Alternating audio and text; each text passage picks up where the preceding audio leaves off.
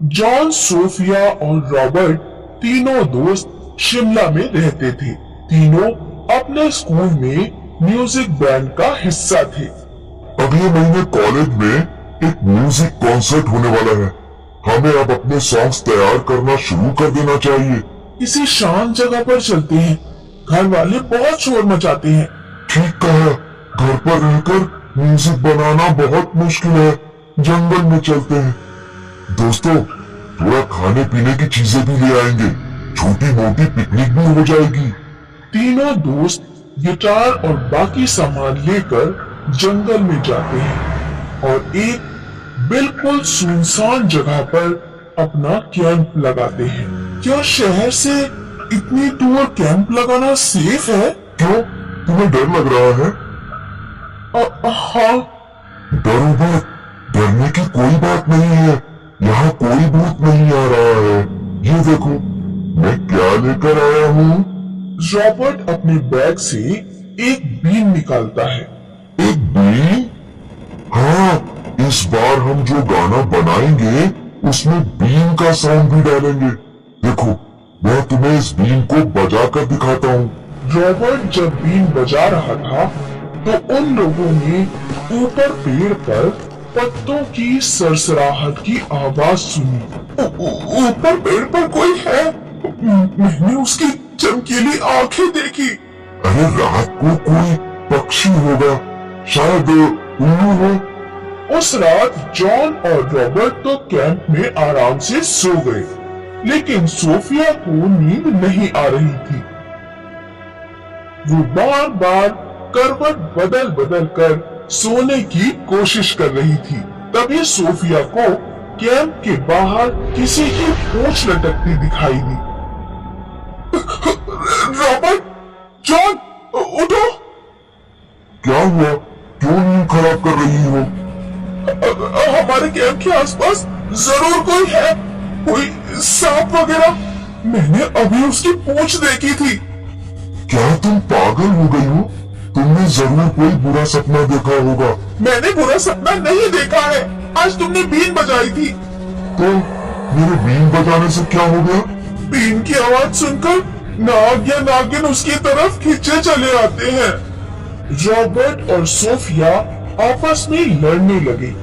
तभी उनके कैंप के अंदर एक काली और मोटी पूंछ आती है और जॉन के पूरे शरीर को लपेटने लगती है।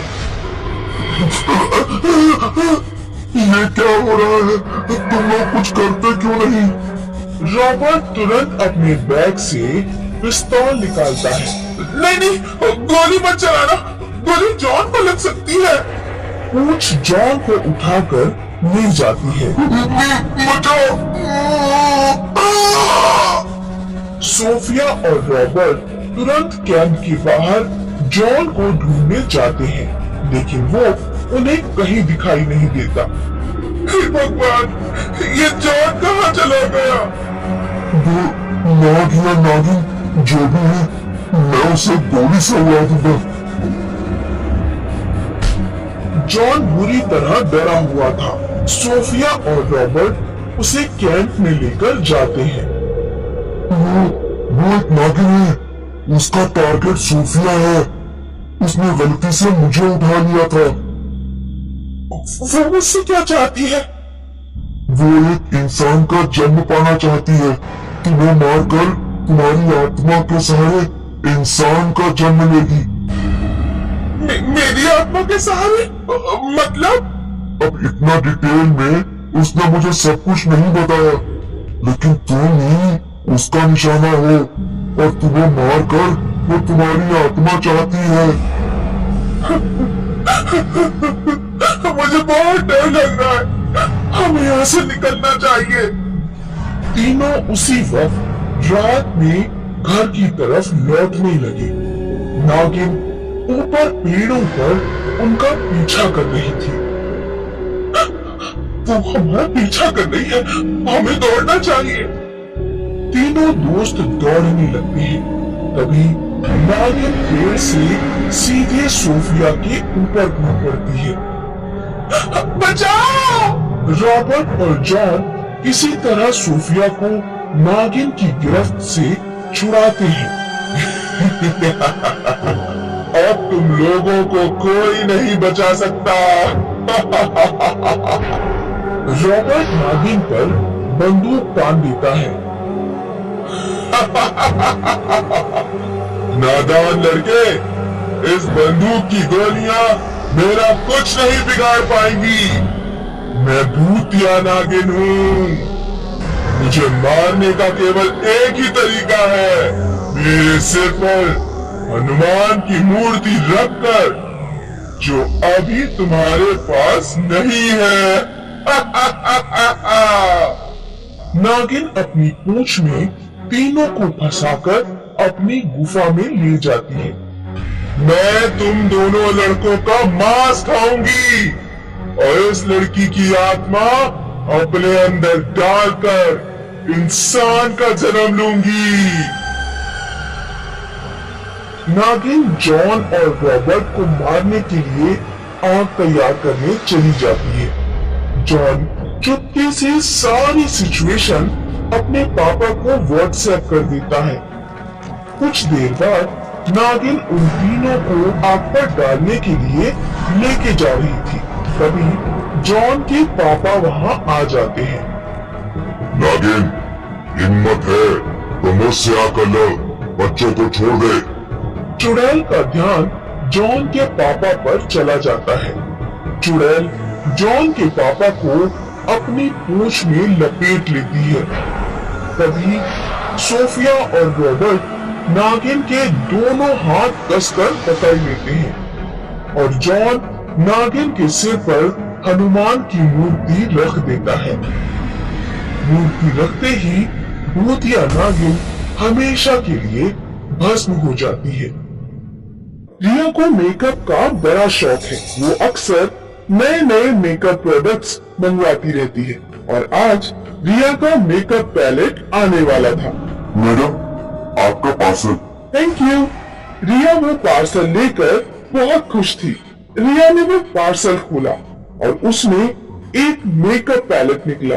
वैसे है तो बहुत अच्छा, अभी ट्राई करके देखती हूँ। रिया ने एक ब्रश लिया और उस पैलेट पे रब किया और अपने फेस पे लगाया। वो उस मेकअप से खुश थी। राजीव, आके देखो ना, ये शेड मुझ पे कितना सूट कर रहा है। आता हूँ, रुको। जैसे ही रिया वापस मिरर की तरफ मुड़ी तो उसकी चीख निकल गई। रिया को मिरर में अपनी शक्ल नहीं, चुड़ैल दिख रही थी। राजीव, राजीव! क्या हुआ? तुम इतनी घबराई हुई क्यों हो? वो चुड़ैल। कहाँ है चुड़ैल? कहाँ? मिरर में सिर्फ रिया को ही चुड़ैल दिख रही थी, राजीव को नहीं। इसीलिए बोलता हूँ, देर रात तक हॉरर मूवीज मत देखा करो। अब तुम अपने आप को ही चुड़ैल बोल रही हो। राजीव ने इस बात को मजाक में लिया, तो रिया डरी हुई थी। रिया जहाँ जहाँ जा रही थी उसे अपने रिफ्लेक्शन में चुड़ैल दिख रही थी। रात को रिया राजीव को पकड़कर सो गई, पर अचानक रिया की आंख खुली और उसने देखा कि उसके बेड के पास एक चुड़ैल बैठी हुई थी। क्या हुआ? क्या हुआ? रिया ने राजीव को कस के पकड़ लिया। वो चुड़ैल यही है। यहाँ कोई नहीं है, देखो देखो। रिया ने वापस देखा तो वो चुड़ैल गायब हो गई। राजीव ने रिया को पानी पिलाया। फिर रिया वॉशरूम गई और उसने अपना मेकअप धो दिया। अब जब उसने मिरर में देखा तो कोई चुड़ैल नहीं थी। लगता है मेरा वहम ही था। अगले दिन भी सब कुछ नॉर्मल था। फिर रिया को उसकी सहेली का फोन आया। अरे वाह, मॉल में सेल लगा है, तो जाना ही चाहिए। तो एक काम कर, मुझे 1 घंटे में पिक कर ले। और फिर रिया ने अपना मेकअप करना स्टार्ट किया। जैसे ही उसने अपना मेकअप ब्रश नीचे रखा और मिरर में देखा तो उसकी चीख निकल गई। एक बार फिर उसे मिरर में चुड़ैल दिख रही थी। वो डर गई। उसने हड़बड़ी में राजीव को फोन लगाया। राजीव, वो चुड़ैल, तुम जल्दी घर आ जाओ प्लीज। कुछ ही देर में राजीव घर आ गया। रिया अब भी रो रही थी। रोना बंद करो, देखो कुछ नहीं हुआ है, ये तुम्हारा वहम है रिया। लेकिन जैसे ही रिया ने मिरर में देखा तो उसे खुद के चेहरे में चुड़ैल दिखने लगी। वो जोर जोर से रोने लगी।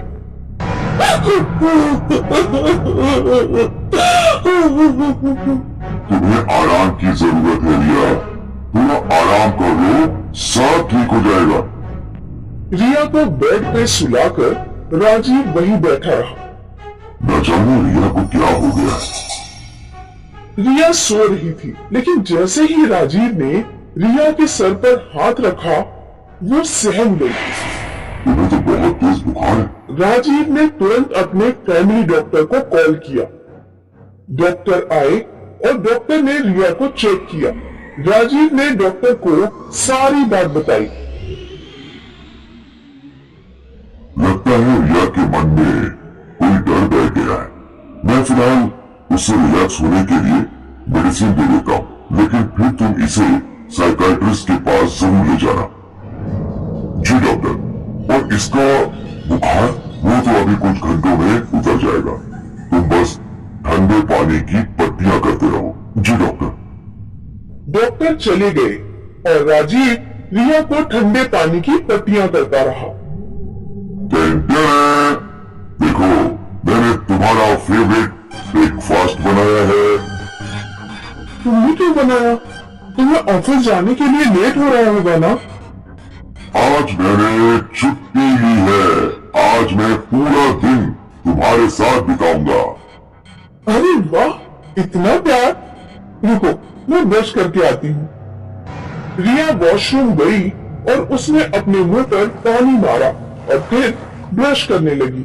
अभी उसे मिरर में चुड़ैल नहीं दिख रही थी। पता नहीं क्या है, कभी मैं दिखती हूँ, कभी वो डरावनी चुड़ैल। लगता है मैं पागल हो गई हूँ। राजीव रिया का इंतजार कर रहा था। दोनों ने साथ में ब्रेकफास्ट किया। मैंने आज न्यू मूवी के 2 टिकट्स बुक कर दिए हैं। Oh my God, I love you। कितने बजे का शो है? जितना समय तुम्हें रेडी होने के लिए लगता है उतना तो है, 3 घंटे है। अच्छा, मैं 3 घंटे लेती हूँ रेडी होने के लिए। मैंने कम बोल दिया क्या? कुछ देर बाद रिया वापस मेकअप करने बैठ गई और वहाँ राजीव चिल्लाने लगा। जल्दी करो रिया, वरना शो खत्म हो जाएगा। रिया ने हड़बड़ी में थोड़ा मेकअप किया और वहाँ से बिना मिरर में देखे निकल गई। राजीव और रिया रास्ते पर चल रहे थे। रिया ने एक कार के मिरर में अपनी शक्ल देखनी चाहिए तो उसे वो चुड़ैल दिखी। राजीव, वो चुड़ैल मेरे अंदर है। राजीव। रिया रोने लगी और बारिश शुरू हो गई। रिया का मेकअप पानी में बहने लगा। रिया, ये तुम्हारा वहम है, देखो कहाँ है चुड़ैल। रिया ने वापस मिरर में देखा तो उसका आधा चेहरा अब भी चुड़ैल जैसा दिख रहा था। उसे कुछ समझ में आया।